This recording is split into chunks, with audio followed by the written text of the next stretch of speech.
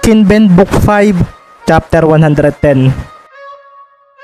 Nabigo nga si Kyle na ilagay sa single digit ang kalamangan ng Calapan City bago matapos ang ikalawang quarter. Dito na nga rin makikita sa mga naglaro ang pagod dahil pagkaupo nila ay tila bumulagta na lang sila sa pagkakaupo sa kanilang bench. Matapos ngang uminom ni Kyle ng tubig ay napatingin siya sa scoreboard na nasa itaas. Ang laki na uli ng lamang nila. Sabi nga niya sa sarili at sa kabila nito ay hindi niya maiwasang matuwa. Ang ganitong pagod ang masarap na pakiramdam. Ang competitiveness sa basketball. Ganito kami noon ni Kyrie. Noong palagi pa kaming magkakampi sa paglalaro. Buwis buhay palagi, manalo man o matalo. Kung ano man ang maging resulta ng labang ito, sisiguruhin kong sa muli natin paghaharap Ricky at Maki ay ang team ko na ang mananalo. Sabi pa nga ni Kyle sa kanyang isip at pagkatapos nito ay makikita nga ang pagpunas niya sa kanyang pawisang mukha at katawan gamit ang kanyang kulay puting towel. Mula naman sa bench ng Calapan ay makikita ang nagagalak na mga mukha ng mga kakampi ni Ricky. Agad nga silang pinag-aabutan ni Martin ng tubig at si Coach Isaiah naman ay binati sila sa kanilang ginawa. Good job, ipagpatuloy lang natin to hanggang sa huling quarter at tayo na ang magiging champion. Sabi nga ni Coach Isaiah na sandaling napasulyap sa kabilang bench. Wala na akong makitang pwedeng ikatalo ng team namin. Hanggat si Maki at Ricky ay nasa loob ng court ay mahirap na silang pigilan. Sa pagkakataong ito ay hindi na siguro uubra ang galing mo, Lastimosa. Hindi kaya ng team mo na talunin ang chemistry at will ng mga players ko. Sabi pa nga ni Coach Isaiah sa sarili na muling pinagmasdan ang kanyang mga players na agad na nagkaroon ng konversasyon hinggil sa nangyaring unang dalawang quarters. Maingay pa rin nga sa venue. Nakikita rin ang mga performers noong halftime break at nagkaroon din ng ilang palaro sa loob ng court. Ngayon nga ay iniisip ni Coach Barcibal kung papanatilihin pa rin ba niya ang kanyang naging lineup noong second quarter. Ang mabibilis ba niyang mga players ay paglalaroin niya ba raw muli? Ngayon pa lang kasi ay alam niyang hindi ito naging epektibo dahil tinapatan ito ni Cervantes. Kailangan bang mas maging physical kami? Mukhang iyon na lang ang naiisip kong paraan para mapabahagal ang kanilang momentum. Sabi nga niya sa sarili at pagkatapos noon ay napatingin siya sa kanyang mga players. Naisip nga niyang ang original starting 5 na muli niya ang kanyang gamitin. Binigyan na nga rin niya ng instruction si Lanete at si Roel Lazaro na kanya munang ipapalit kay Sandoval sa pagkakataong ito. Sige po coach, copy. Sabi nga ng dalawa at makikita na nga rin ang pagtayo ni Lastimosa at ng GG Brothers. Pababain ninyo ang lamang nila ngayong quarter. Kailangan may lapit natin ang score sa pagdating ng huling quarter. Sabi pa nga ni Coach Barcibal. Yes coach. Bulalas naman ang kanyang 5 players na pumasok na nga sa loob ng court. Maghanda kayo. Maging kalmado rin kayo kapag maruming kumilos ang kalaban. Huwag kayong basta gagawa ng eksena na pwedeng ikatalo natin. Okay ba iyon? Tanong naman ni Coach Cervantes sa pumasok niyang manlalaro sa loob ng court. Okay coach. Bulalas nga ni Mendez, Romero, Sanchez, Lee at Agoncillo. Ricky, second half na. Pwedeng maghalimaw na si Kyle sa quarter na ito. Mahinang wika pa nga ni Maki kay Ricky. Alam na rin naman ito ni Mendez dahil noong nakaraang game ay halos si Lastimosa ang pumuntos sa huling 2 quarters ng laro. Sumilbato na nga ang referee at si Tristan ang naging inbounder. Sa pagkakataon niyang ito ay wala ng full court defense na ginawa ang Oxy team. Pagkasambot nga ni Ricky sa bola ay agad siyang napatingin sa nag-aabang sa kanyang si Kyle Lastimosa. Seryoso ang tingin nito sa kanya.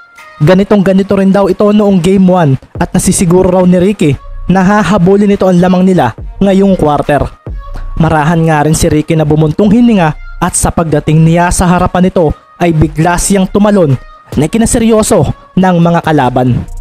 Hindi tumira si Mendez dahil mabilis ang naging responde ni Lastimosa. Dito nga ay makikita na lang ang pagkawala ni Romero mula kay Gomez nang magbigay ng screen si Sanchez dito. Ibinato nga ni Ricky ang kanyang hawak na bola sa kanyang kuya Maki at sa paglapag nila ni Kyle ay agad silang napatingin sa manlalarong tumakbo sa kanilang likuran. Si Maki nga ay agad na umatake sa basket na agad namang nirespondihan ni Lanete at Lazaro ng isang double team defense. Ginitgit nga ni Lazaro si Romero na biglang napaseryoso dahil parang may patagong tulak iyon. Umatras si Maki at sa pagkakita niya kay Agoncillo na nasa likuran ay dito nga niya ibinato ng pataas ang bola. Tinalo naman ito ni Lazaro at kahit hindi nito iyon naabutan ay napaseryoso si Maki nang lumapag ito sa ibabaw ng kanyang sapatos.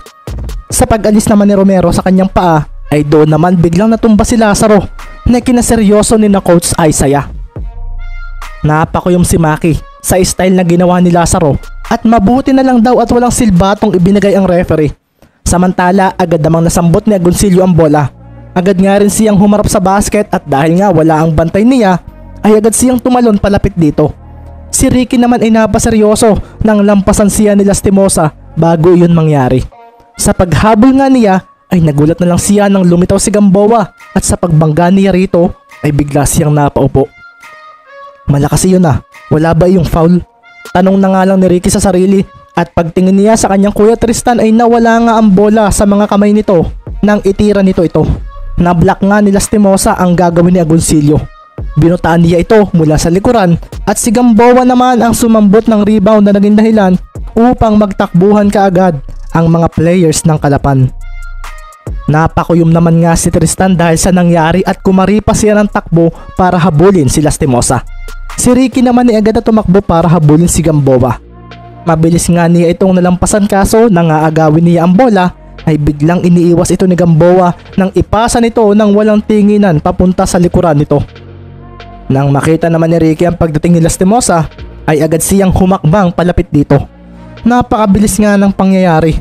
Iniiwas agad ni Kyle ang bola mula sa palad ng kalaban at pagkatapos noon ay bigla siyang umatras pa ng isa. Isang step back 3 shot nga ang pinakawalan ni Lastimosa. Nakamuntikan pang maabutan ni Agoncillo. Umarko ang bola at hinalit nga nito ang basket na nagbigay ng maangas ng ngiti kay Kyle habang pinagmamasdan si Mendez. Hindi ko talaga basta-bastang mapipigilan si Sir Kyle kapag gusto niyang pumuntos. Sabi nga ni Ricky sa sarili na napatingin din sa kanyang kuya Tristan na medyo nang hinayang sa delay nitong pagpigil sa tirang iyon.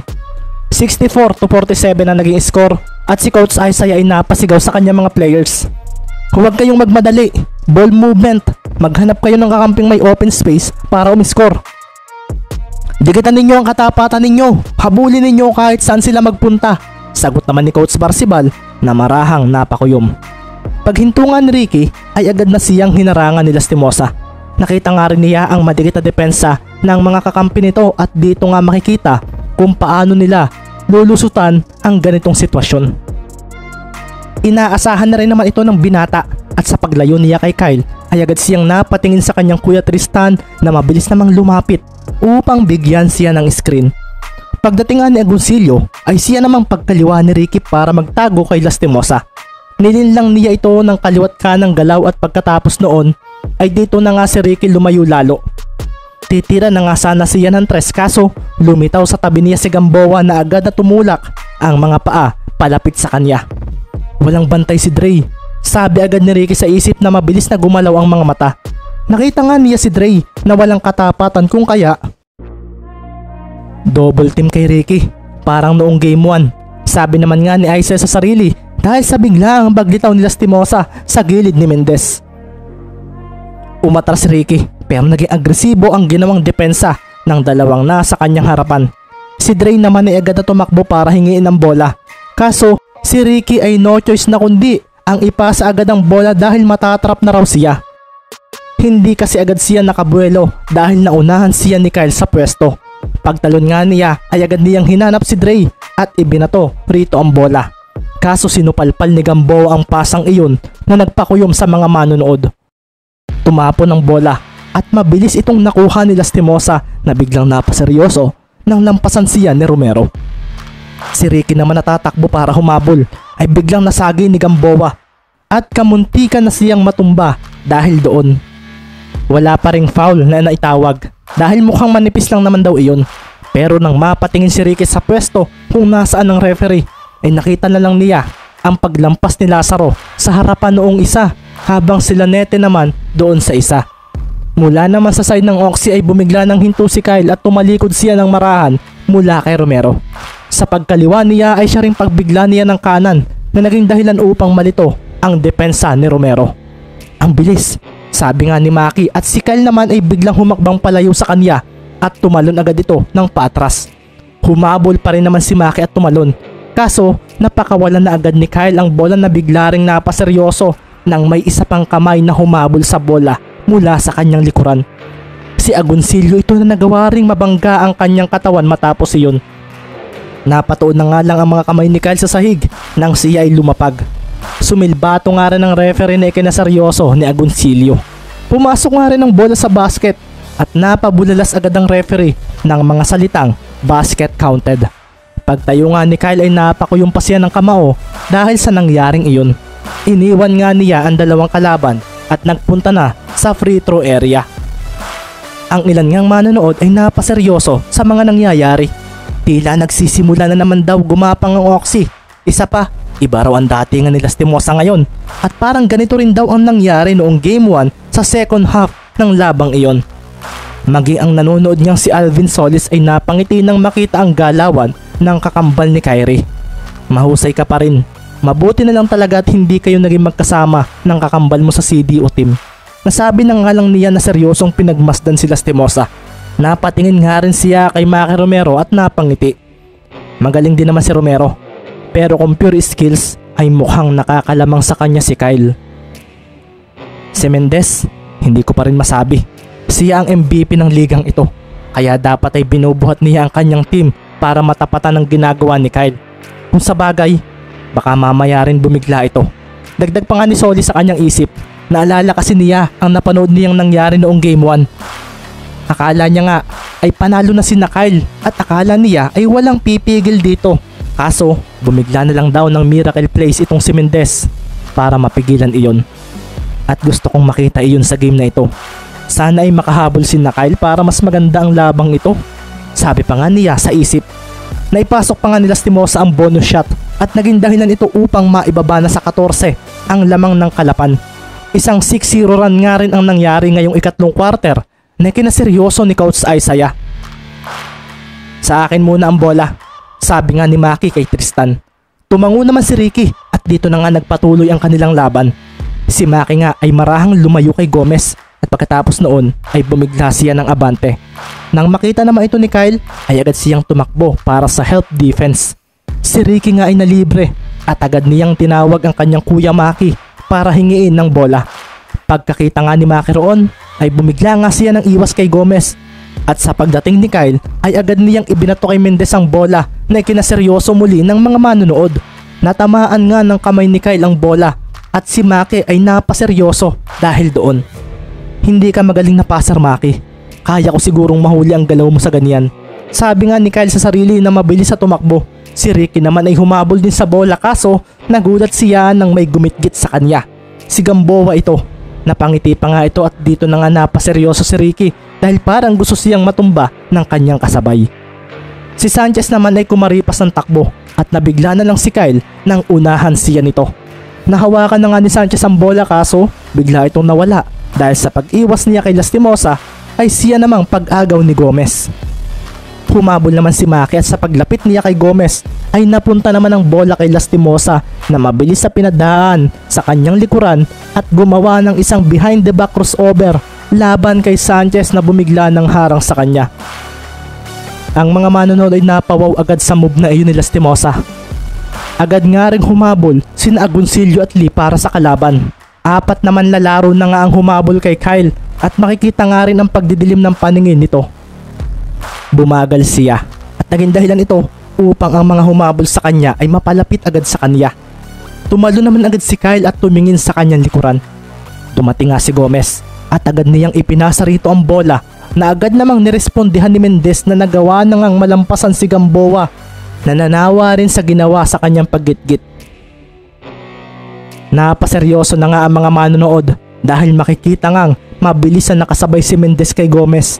Kaso bigla nga lang itong gumawa ng isang no-look pass papunta sa likuran.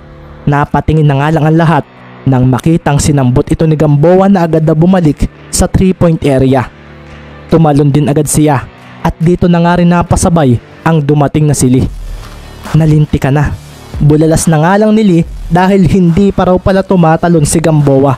Isang fake ang ginawa nito at dito pa nga lang ito tumalon habang siya ay pababa sa ere. Kami ang mananalo rito. Sabi nga ni Gamboa sa sarili at sa pagbitaw niya sa bola. At sa pagtawag ng referee ng foul kay Lee ay dito na nga rin makikitang pumasok pa ang tirang iyon na naging dahilan upang ang mga fans ni Lastimosa ay mapatayo at magwala. Basket counted. Bulalas ng referee at makikita nga ang pagkuyom ni Gamboa matapos iyon. Ako pa rin ang pinakamagaling na shooter ng team.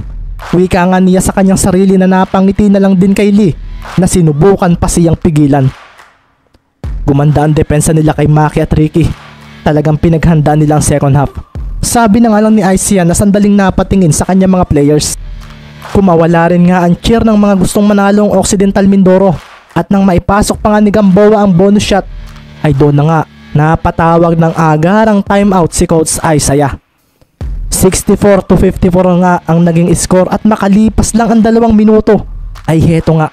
Mula sa 20 ay 10 na lang ang naging lamang ng Calapan City nang makagawa ng isang 10-0 run ang team na pinapangunahan ni Lastimosa.